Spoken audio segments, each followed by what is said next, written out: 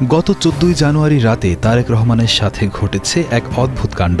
বিএনপির ভারপ্রাপ্ত চেয়ারম্যান তারেক রহমান যখন গুলশানে তার রাজনৈতিক কার্যালয় থেকে বাসায় ফিরছিলেন, তখন মাঝ রাস্তায় হঠাৎ এক মোটরসাইকেল চালক তার চলন্ত গাড়ির গ্লাসে আঠা দিয়ে একটি সাদা খাম লাগিয়ে দিয়ে দ্রুত পালিয়ে যান। কড়া নিরাপত্তার মধ্যেও কিভাবে একজন অজ্ঞাত ব্যক্তি তার গাড়ির এত কাছে পৌঁছাতে পারল তা নিয়ে এখন বড় প্রশ্ন দেখা দিয়েছে। পুলিশ ও গোয়েন্দারা সিসিটিভি ফুটেজ দেখে রহস্যটি সমাধানের চেষ্টা করছেন। ঘটনাটি ঘটে রাত 11:40 গুলশানের ৬৫ নম্বর সড়কে। তারেক রহমানের আগে পেছনে নিরাপত্তার গাড়ি থাকলেও এই মোটরসাইকেল চালক অত্যন্ত দ্রুত গতিতে এসে কাজটি করে সটকে পড়েন। খামটির ভেতরে আসলে কি লেখা ছিল বা কি ছিল তা নিয়ে বিএনপি বা পুলিশ এখনো পরিষ্কার করে কিছু বলেনি। গুলশান থানায় এই ঘটনার জিডি হয়েছে। পুলিশ সিসিটিভি ফুটেজ চেক করেছে, তবে এখনো ওই মোটরসাইকেল বা চালককে ধরা সম্ভব হয়নি। গুলশানের কড়া নিরাপত্তার মধ্যে এই ঘটনাটি ঘটায় তার ব্যক্তিগত নিরাপত্তা নিয়ে প্রশ্ন উঠেছে।